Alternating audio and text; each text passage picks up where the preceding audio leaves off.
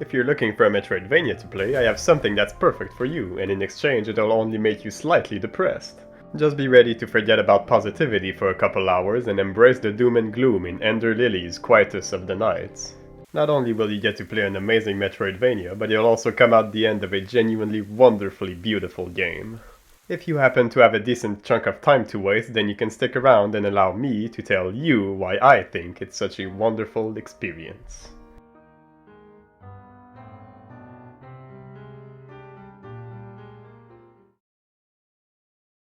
Okay, so I want to start out by saying that for a few reasons, I genuinely had a lot of trouble trying to figure out what I should and shouldn't include in my summary of the story this time, but those reasons will have to wait for a bit. For now, here is the story of Ender Lilies. A very basic and incomplete overview of it, at least. Our story takes place in Land's End, a kingdom which for years now has been fighting against something called the Blight. The Blight is basically a disease that rots the mind, body, and soul of those afflicted by it. The rotting flesh has incredible regenerative properties, and since it destroys the mind and soul as well, it turns everyone afflicted by it into heartless, mindless, and immortal monsters. Fortunately for them, there exists a group of people known as the White Priestesses who can perform a purification ritual that allows them to essentially take the afflicted's blight into themselves instead. The priestesses are immune to the mind and soul-rotting effects of the blight, which is why they're able to keep their humanity and sanity even after absorbing a whole lot of it. The game begins with one such White Priestess, this little girl named Lily, being awoken by the wayward spirit of the Umbral Knight. After a quick chat, the knight suggests that they go outside so that Lily can see the state of the world for herself, since she has no memories. However, it turns out that the kingdom of Land's End is now what we would call utterly fucked. This blight-spreading rain has been falling incessantly for who knows how long at this point, turning everything and everyone on the surface into blighted monsters. And so for now, Lily and the knight explore the kingdom, purifying the blighted as they go along in order to try and get to the bottom of this whole story. Eventually, they find their way into some catacombs, wherein upon defeating Guardian Silva within, they are visited by the spirit of a woman. This woman is called Fretia, and she's also a White Priestess, being known as the White Priestess of the Fount.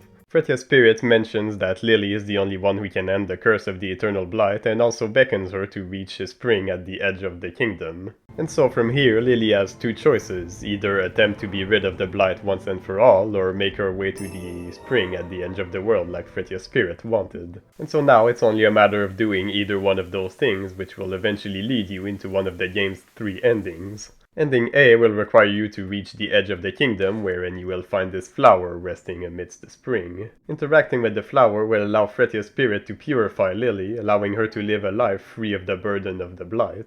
Lily is then set to leave Land's End behind, but unfortunately the Umbral Knight is unable to come with her, as something he calls a Deathless Pact is forcing him to stay there. After reassuring her that he will take care of things here, the two share one last final goodbye before Lily departs to parts unknown. Ending B sees you find Fretia's physical body deep underground. After begging Lily to flee, she transforms into the Blighted Lord and you have to fight her. After defeating it, Lily will attempt and fail to purify the Blighted Lord. After one last attempt at convincing her to not take on this responsibility, Lily will ultimately decide to go ahead and attempt to bear the burden of the Blight with Fretia for all eternity. Ending C will take a bit more effort, as it will require you to collect 6 pieces of this stone tablet that you can find scattered about all over the world. The tablet details an ancient spell that will allow White Priestess to repair the Aegis Curio, an old relic of the priestesses that lessens the pain caused by purification. If Lily has the Aegis Curio with her after failing to purify the Blighted Lord for the first time, it will then spring back up to life, forcing Lily to fight it again. Once it's defeated for the second time, Lily will go ahead and purify it again, and actually succeed this time.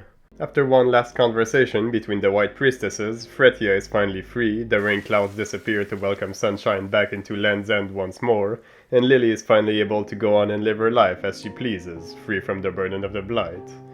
Preferably elsewhere, because Land's End is probably still fucked.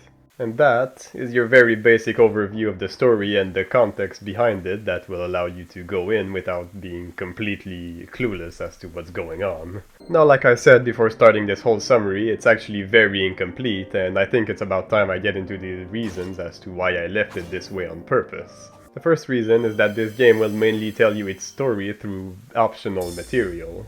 Naturally, you'll still pick up on quite a lot of things even if you just do what is absolutely mandatory, but if you really want to get the full picture, you'll have to basically scour the entire world in order to find most, if not all, of the items in the game. There's always a possibility that you'll come across a random bit of lore from a completely optional dialogue from the Umbral Knight or some random item's description, but the main way to pick up more of the story is to find what the game classifies as findings. Findings are completely optional reading material, and they're generally going to be a note or a diary left by some character or an organization in times long past. And with what is essentially zero non-hostile NPCs to talk to, you'll have to resort to these things in order to figure out details or context behind what is going on in the world and what happened in times long past if you hope to get a clear picture. Since it's all optional, that means you essentially have to opt into the story yourself, and because of that, I feel it will be a little disrespectful for me to just explain everything in excruciating detail in this video. If I did, I fear it would sort of lessen the impact and satisfaction that comes with finding them in your own playthrough, especially since this is a Metroidvania and that means exploration is a big part of it. It could also be argued that the game deciding to tell its story this way means that being completely clueless about everything that's going on was kind of the point, and trying to piece it together by yourself might be part of the charm for some people. The other main reason is that since this game essentially takes place in a post-apocalyptic world, most of the story beats you find are backstory about the people or the kingdom. That's all well and good, of course, but that also means that most of the things you'll see in these findings are only slightly related to Lily's journey. And so this made them feel more like embellishments to the story rather than being actually important plot points. So in order to keep the mystery alive, and to prevent this video from being hours long, I decided to forego most of the details that you'll find in them. One last thing I'd like to mention is that because the story is completely optional and the game is a Metroidvania, this can make piecing it together a little awkward at times. For instance, it's very possible that you'll come across some findings in one area and then move on to another area to find another bunch of findings that talk about two completely unrelated events. Randomly coming across many different plot points and revelations can make things pretty confusing to follow sometimes, especially considering how vague the game can be and how certain things can seem completely contradictory to other things you've already heard. Overall, many of the stories you'll come across are dark and tragic, but they're also more than interesting enough to be worth the read. And despite all the doom and gloom, it actually manages to be pretty darn beautiful in its own way at times, and I think that's a perfect segue into talking about the presentation. For this part, I'm going to be talking about both the visuals and the sounds, starting with the former, and well, this game is just really freaking beautiful. The hand-drawn art style and the amount of details in the environments or the enemy design, really everything, is just frankly incredible. And the graphics really go above and beyond that, communicating the game's incredibly oppressive and sometimes even depressing atmosphere. For example, the more of the main bosses you defeat, the more blighted Lily becomes, and that's super cool and I love it and everything, but god, it just makes me feel so bad. I want to give her a hug, man. Many of the areas contribute to this atmosphere as well, whether they be destroyed villages, ruined castles, or just places that are way darker in general, such as catacombs or the underground stockade that's filled with cells and executioners. And generally, the deeper you go, the worse it gets, with the Verboten Domain being this lab place that's filled with body horror monstrosities, and the Abyss is just fleshy and gross, and it's complemented by a soundtrack that has a person gasping for air every other minute. And the color palette certainly isn't there to help brighten the mood either, because it's just as dark and muted as you would expect it to be for something with this atmosphere.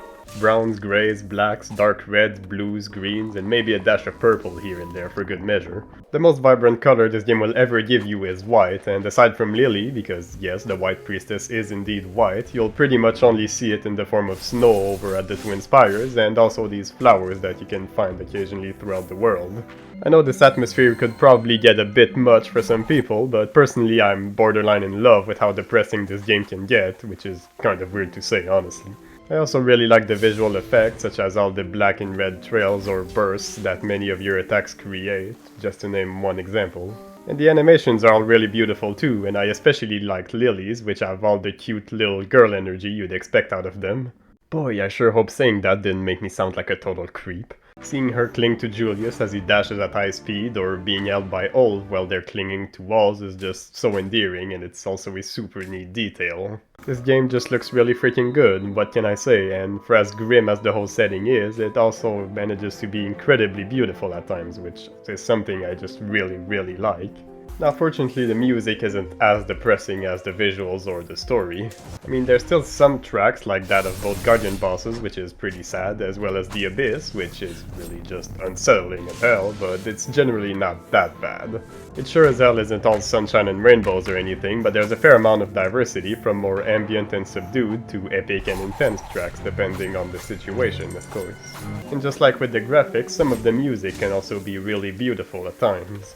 And that is precisely the reason why the Cliffside Hamlet has my favorite soundtrack in the game, because the vocals are just so damn good. But the soundtrack does pretty much always suit the situation and atmosphere really well, which is yet another reason why it's just so good. The sound effects are pretty quiet and subdued for the most part, which makes sense considering the game's general tone and atmosphere. But because of that, even some of the bigger moves in the game kinda feel like they lack a bit of oomph to them, for me at least. Granted, there are other ways of selling the impact of big actions, with visuals being one of them, and they do a perfectly fine job at that in this game, but I still find it a little underwhelming personally. Of course, I understand that having bold sound effects would perhaps be a little out of place, but it's really just my preferences talking. The sound effects are perfectly fine as they are. Alright, with all of that out of the way, it's time to finally start talking about the gameplay. This game is a Metroidvania, and as such it follows the classic formula of explore big interconnected world and find upgrades in said world to explore more of it. Along the way you'll come across many other minor upgrades that will help you along the journey to end the Blight once and for all. The combat has a slower, more methodical pace to it, so you really won't be able to get much of anywhere if you're just smashing buttons, but it's not as slow as a Souls-like, for instance. You've got a wide variety of attacks, which I'll explain the details of later, an invincible dodge, and certain moves can even be performed during others. It's definitely not a hack and slash or anything, but the combat is pretty lenient with certain options, and it feels very comfortable to control as well. But you'd better get used to it, because this isn't going to be easy for you. This world has gone to shit, and yours could too if you don't take this game seriously. An endless army of blighted monstrosities are after you, and many of them are aggressive as heck and hit like trucks to boot. And while the combat isn't very Souls-like, your healing is, and without certain items you'll only have 3 heals between checkpoints. When you begin the game, you'll have very few options. You can move around with the joystick or D-pad, jump with A, and dodge with RT. LB lets you use up a prayer in order to heal yourself, and LT allows you to interact with stuff like checkpoints, these items you find lying on the ground, or more context-specific things like these grapple points once you have the corresponding upgrade. The X, Y, and B buttons are all used to attack by setting specific spirits to them, and you can even swap to a second set of spirits by pressing RB. Now, being a little girl against monstrous abominations, Lily instead relies on spirits in order to fight her enemies. As you explore the world, you'll come across both mini-bosses and regular bosses, both of which you'll have to defeat. Once you have, you'll obtain their spirits, which you can equip in order to use them in battle, essentially functioning as different attacks depending on which spirits you have equipped. Defeating a main boss will grant you a new main skill as well as a permanent upgrade, whereas defeating a mini-boss will only grant you a new sub-skill. Sub-skills only have a limited number of use that is restored either when you rest at a checkpoint or you break one of these red flowers, and they also have a cooldown before they can be used again. Main skills have no cooldown, and the melee ones even have unlimited uses, and they're also the only types of skills that are compatible with the Last Rites upgrade. Last Rites is basically your super move. Once this bar down here is filled, you can unleash it by holding up and pressing whichever attack button the main skill is assigned to, and naturally different skills yield different super moves. Your permanent upgrades include a fair amount of things, like simple double and wall jumps, a dash that replaces whatever your base dodge is supposed to be, and even an all-powerful spell that allows you to open doors. But it can also be items that are found throughout the world without having to defeat bosses, upgrades to your max HP, your healing capabilities, or relics, basically equipment that grants bonuses when they're equipped. Relics can have a pretty wide range of effects, but in order to even equip them, you'll need the right amount of slots depending on whichever relic you're trying to equip, and if you don't have enough, well, you'll have to explore some more in order to get more slots. And finally, you'll also be able to find stagnant and furious blights all around the world in order to enhance your spirits. Enhancement increases that spirit's attack power, but it might also increase other things like range or the amount of hits it can perform. For instance, the Umbra Knight starts out with a 3-hit combo, but when fully upgraded, it can go up to 5 hits. Stagnant Blights are used to increase your sub-skills, whereas Furious Blights are used to upgrade your main skills, the only exception being the Umbral Knight, who requires a completely unique resource. And finally, the last way for you to power yourself up is by leveling up, which increases your damage, and nothing else. As I've already mentioned, the world is chock full of checkpoints, called respites, and they are essentially just these places where you can sit down and rest. However, equipping and upgrading spirits or messing around with your relics can only be done when you're resting at a respite, so keep that in mind.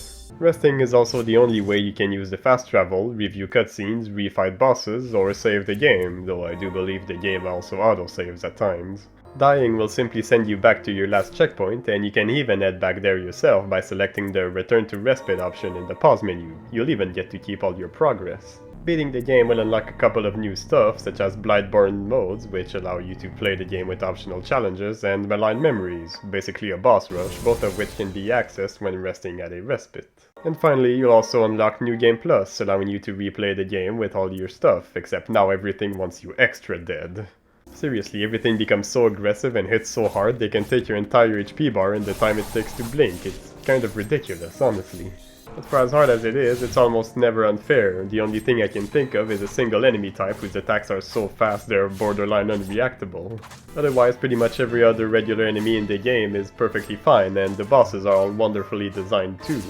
Respites are plentiful, and since the only punishment for dying is being sent back to your last checkpoint, this means the game is also incredibly forgiving. The world and level design are great too, offering plenty of stuff to discover and interesting areas to navigate, most of which feel completely different and distinct from one another. And with how wonderfully this game controls, simply exploring around trying to find everything was great fun in and of itself. It might not be super original gameplay-wise, since most of the ideas present in here are things you can find in countless other games with a different coat of paint, but it still manages to nail practically all of them, and I think that's more than enough to make a good game. And frankly, I think that just about sums up how I feel about this game. It just nails basically everything it sets out to accomplish. Beautiful visuals, wonderful soundtrack, great dark and tragic story, incredible atmosphere, and solid gameplay with fantastic execution makes it an amazing game all around. It's about 15 hours long, more or less, and I think that's honestly perfectly fine, but I generally kind of wish it was longer because I couldn't get enough of this game's oppressive atmosphere. But hey, the sequel is already in early access, and I will for sure play it once it gets properly released, if not earlier than that, because I think I simply can't afford to miss out on it as a Metroidvania fan. If you like Metroidvanias as much as I do, then I really hope you'll at least play Ender Lilies, because I sincerely think you'd be doing yourself a disservice otherwise. Oh look, it's the part of the video that I have no reason to do because no one ever gets this far. So I'm just gonna get it over with. Thank you for watching, like or dislike, comment, subscribe, all the things, you know what they are. And as for me, I'm just gonna go back to playing video games, and eventually I might make a video about one of them, so stick around or something, I guess. Oh, and go play Ender Lilies, that game is amazing.